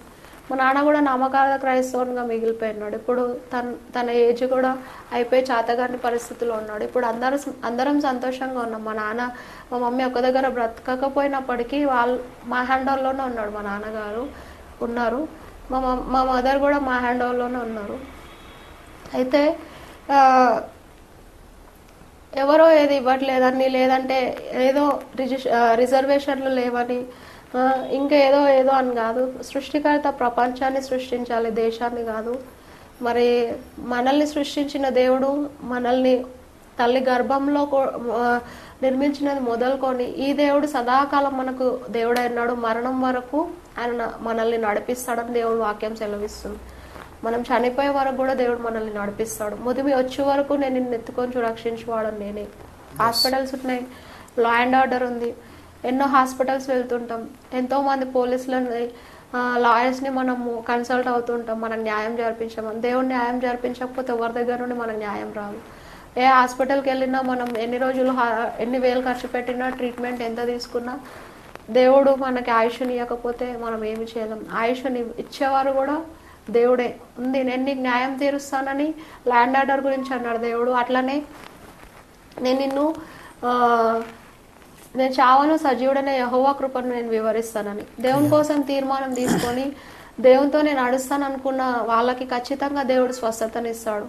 అట్లా అనుకోకపోయినా కూడా ప్రభా నన్ను రక్షించావా, ఈ రోగం నుండి తను తప్పించావా అన్న వాళ్ళకి దేవుడు స్వస్థతనిచ్చి ఎంతో మందిని రక్షించుకున్నాడు. స్వస్థతలు ఉన్నాయి దేవుని చేతిలో, ఆశీర్వాదాలు ఉన్నాయి దేవుని చేతిలో, అలాగే అత్యధికమైన మహాకృప ఉంది దేవుని చేతిలో. అట్ ద సేమ్ టైం లోకంలో శ్రమలు ఉన్నాయి కదా, మనుషులు దేవుడు ఎవరిని శ్రమ పెట్టినా అనుమతించిన కొద్ది కాలం వరకు. యోబును కూడా దేవుడు సాతానే పోరాడినప్పుడు శ్రమల గుండా నడిపిస్తాడు. అంత మాత్రాన యోబు తన జీవితాన్ని విడిచిపెట్టలేదు, దేవుడిని విడిచిపెట్టలేదు కదా. మరి దేవుడు రెండింతలుగా దేవుడు మేలు చేసి ఆశీర్వదిస్తాడు. మరి మనం మాత్రం ఎందుకు ఈ విధంగా ఆలోచించాలి? 30 60 వాక్యాన్ని తెలుసుకుంటూ 100 ఫలించాలనేది మన యొక్క ఉద్దేశం. అలాగే దేవునికి దగ్గర అవుతున్న కొద్ది ఆయన ప్రేమ మనకు తెలుస్తుంది. దూరంగా ఉండి శిల్వ శక్తిని ఆశ్రయించకపోతే మనకి ఏది కూడా తెలియదు. ఎలాంటి శ్రమలైనా కూడా దేవుని శక్తి ముందు అవి వ్యర్థమే. ఈరోజు ఎంతోమంది మరి అయితే ఇంకొక ముఖ్య విషయం ఏంటంటే, మేమిద్దరం కూడా మరి ఇన్ని వచ్చినాయి కదా పోరాటాలు, మీరు హ్యాపీగా ఉంటారా, ఏదో మాకు చెప్తున్నారా అని అనుకోవచ్చు. అయితే మాకు ఆయన మారినప్పటి నుండి మాకు కూడా కొన్ని డిస్టర్బెన్సెస్ వచ్చినాయి. అంటే ఇట్లా హృదయం గుండె చెదిరిన వారిని ఆదరించే వాళ్ళు ఎవరు అంటే దేవుడే. ఈయన నేను అన్నాను అప్పుడంటే తాగుడు మత్తులో ఏదో అట్లా ఉండి నీకు తెలియక చైల్డిష్గా ఉండి నన్ను యాక్సెప్ట్ చేసిన మేము సెకండ్ టైం వచ్చి నాకు ఎట్లనో ఒంటరిగా బ్రతకడం అలవాటు అయిపోయింది, మరి నన్ను వదిలేసి నీ లైఫ్ ఏముందో నువ్వు చూసుకో అన్నప్పుడు దేవుడు నిన్ను ఒక సాక్షిగా వేసిన తర్వాత ప్రపంచాన్నే కాదనుకున్నాను. ఎందుకంటే నువ్వు దేవుని మార్గంలో నడుస్తున్నావు, దేవుడు తోడని కాపాడుతున్నాడు కాబట్టి నేను నిన్నెందుకు వదిలేస్తాను అని చెప్పేసి అనడాన్ని బట్టి మరి మేము ఇంకా దేవుని ప్రేమలో తెలుసుకుంటూ ముందుకెళ్తున్నాం. మా గొడవలు కొట్లాటలు అవుతాయి అంటే అంత భయంకరంగా వీధిన పడే కొట్లాటలు ఏం కావండి. జస్ట్ ఏదైనా మనస్పర్ధలు వచ్చినప్పుడు స్టార్టింగ్లో వచ్చేటివి.